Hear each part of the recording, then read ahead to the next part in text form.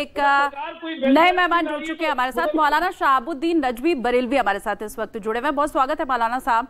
लेकिन ये आपसे समझना चाहेंगे, खबर आपने देखी ली होगी गाजियाबाद में किस तरह से गेमिंग ऐप के जरिए छोटे बच्चों को ये ट्रेनिंग दी जाती थी कि कलमा पढ़ोगे तभी जीत पाओगे, फला फला काम करोगे तभी खेल में आगे बढ़ पाओगे।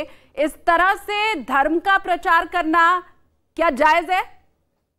ऐसे ही धर्म का प्रचार हो पाता है? देखिए, इस्लाम मजहब ने साफ साफ अपना नजरिया स्पष्ट किया है और वाज़ेह तौर पर कहा है कि लालच दे करके या किसी तरीके से लोक लुभावना देकर, डरा करके, खौफ में मुब्तला करके, दबाव डाल करके किसी का मजहब तब्दील नहीं कराया जा सकता।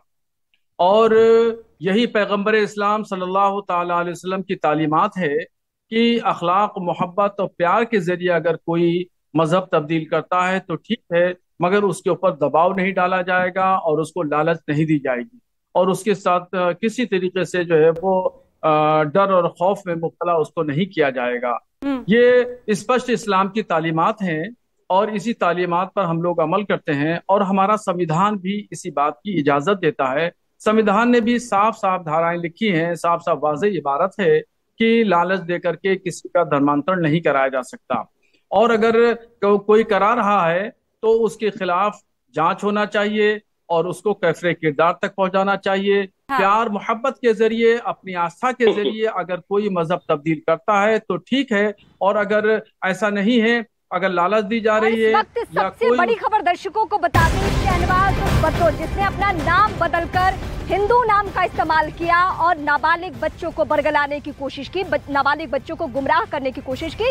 यही वजह है कि गाजियाबाद की पुलिस को बद्दों का ढूंढना बहुत जरूरी है और इसीलिए कई जगहों पे ऐसे लोगों से पूछताछ की जा रही है जिससे बद्दों के बारे में पता चल सके। मुंबई पुलिस से भी संपर्क में पुलिस है, गाजियाबाद की एक पुलिस की टीम जो पहुंची हुई है वहां पे, और बद्दों पे पूरा फोकस है। बद्दों के बारे में पिछले 2 दिन से हम बता रहे हैं कि गेमिंग ऐप का इस्तेमाल, गेमिंग ऐप के जरिए धर्मांतरण और उसमें बद्दों जैसे चेहरे, जो कि अपना नाम शहनवाज नाम था लेकिन नाम हिंदू रखा, अपनी पहचान छुपाई और पहचान छुपाकर किसका इस्तेमाल किया कि वो गेमिंग ऐप के जरिए बच्चों को बरगला रहा था और उनको मस्जिद पहुंचाना, उनको जाकिर नाइक के वीडियोस दिखाना, उनको पाकिस्तानी यूट्यूब चैनल्स के वीडियोस दिखाना, ये किया जा रहा था। इस वक्त मैं अपने सहयोगी दीपक बिष्ट का रुख करूंगी।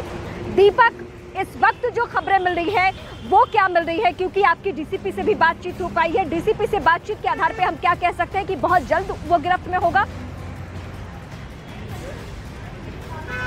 बिल्कुल, देखिए बद्दो यानी शहनवाज जहां पर भी फरार हुआ है पुलिस उसके पीछे लगी हुई है। गाजियाबाद पुलिस का कहना है कि वो उसके रडार पर है और 100 किलोमीटर नहीं बल्कि 400 किलोमीटर के दायरे पर वो फरार हुआ था, यानी वो गोवा भी जा सकता है या उसके अलावा कहीं और भी छिपा हो सकता है। उसके अलावा जो इस पूरे नेटवर्क को चला रहा था वो बद्दो ही था। बद्दो बताएगा कि और कौन कौन लोग उसके गेमिंग ऐप के जरिए इस पूरे नेटवर्क को चला रहे थे। साथ ही यूरोप में कई ईसाइयों ने धर्मांतरण किया था। उन धर्मांतरण के जो लोग थे वो सब एक इंडियन कम्युनिटी के नाम से जुड़े हुए थे फोर्टनाइट ऐप के जरिए, और उस ऐप में अब पुलिस तलाश करेगी उस कम्युनिटी को ताकि उसमें पता लगाया जा सके कि आखिर कितने इंडियन ओरिजिन के लोग थे जो इस पूरी साजिश का शिकार हुए हैं, क्योंकि ये एक छोटा मोटा ऐप नहीं बल्कि इस ऐप के जरिए एक बड़ी साजिश को अंजाम दिया जा रहा था। जबरन नाबालिगों को टारगेट करके ये पूरा यहाँ पर धर्मांतरण का खेल खेला गया था कुछ लोगों के द्वारा, जो मुंबई से लेकर दिल्ली और इसके अलावा चंडीगढ़, फरीदाबाद और साथ ही गाजियाबाद, ये सभी जगह का नेटवर्क यहाँ पर दिख रहा है। क्योंकि गाजियाबाद में जो पुलिस टीम है वो आज फरीदाबाद गई है जहां पर नाबालिग से पूछताछ की जा रही है।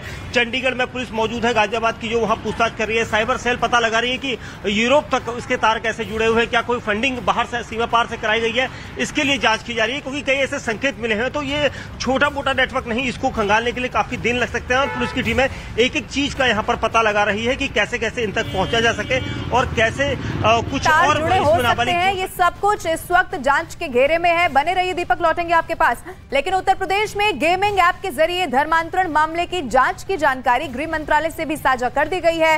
ये इस वक्त की बड़ी खबर मिल रही है। इस मामले में खुलासा होने के बाद आपको बताएं आईबी और अन्य केंद्रीय एजेंसियों की टीम मामले की जांच कर रही है। तो बड़ी खबर इस वक्त की आपको बता रहे, प्रारंभिक जानकारी के मुताबिक उत्तर प्रदेश के इस मॉड्यूल की समानता मध्य प्रदेश और देश के अन्य हिस्सों में खुलासे किए गए धर्मांतरण मॉड्यूल से भी है। केंद्रीय एजेंसियां और प्रदेश की एजेंसियां साझा तौर पर इस मामले की इस वक्त जांच पड़ताल कर रही हैं।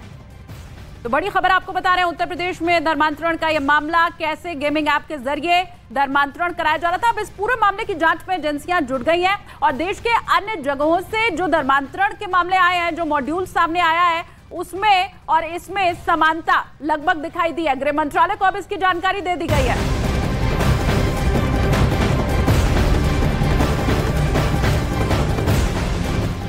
तो गेमिंग ऐप से धर्मांतरण का पाकिस्तान कनेक्शन भी अब सामने आ चुका है। बड़ी खबर आपको बता रहे हैं, नाबालिग ने पूछताछ में बड़ा पर्दाफाश किया है। नाबालिगों ने पूछताछ में ये बताया कि नाबालिग लड़कों के ब्रेन वॉश के लिए पाकिस्तान के यूट्यूब चैनल्स के वीडियोस दिखाए जाते थे। Pakistan YouTube channel youth club के वीडियोस इन बच्चों को दिखाए जाते थे ताकि नाबालिग लड़कों का ब्रेन वॉश करके उन्हें इस्लाम की तरफ मोड़ा जा सके। आपको बताएं, गाजियाबाद के डीसीपी सिटी जोन कमिश्नरेट निपुण अग्रवाल ने इस बात की जानकारी दे दी है कि यूरोप में भी कई ईसाइयों के भी इस्लाम में उन्हें धर्मांतरण करवाया गया। तो बड़ी खबर आपको बता रहे हैं, न सिर्फ भारत में, कैसे विदेशों में भी धर्मांतरण कराया गया, ईसाइयों को कैसे कन्वर्ट कराया गया, अब इस बारे में जानकारी दी गई है डीसीपी सिटी जोन कमिश्नरेट निपुण अग्रवाल की तरफ से।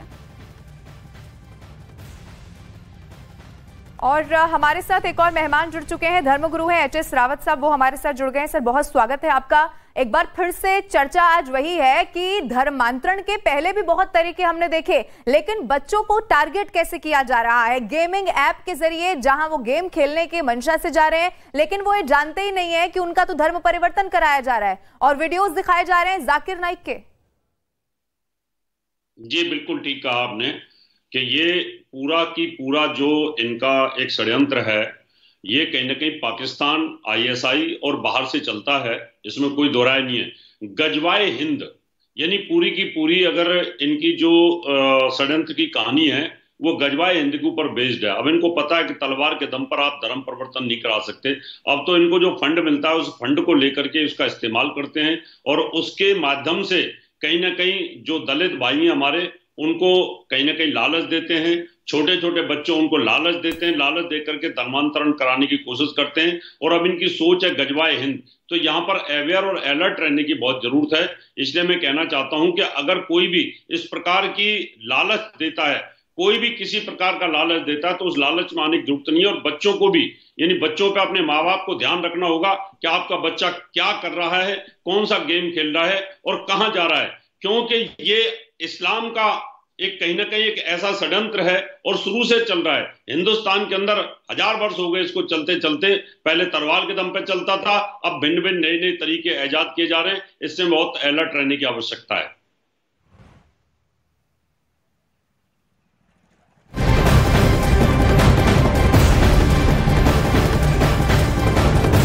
ये मामला गाजियाबाद तक सीमित नहीं है, ये मामला कहां तक आगे बढ़ गया है हम आपको एक रिपोर्ट के जरिए बताएंगे। मेरी सहयोगी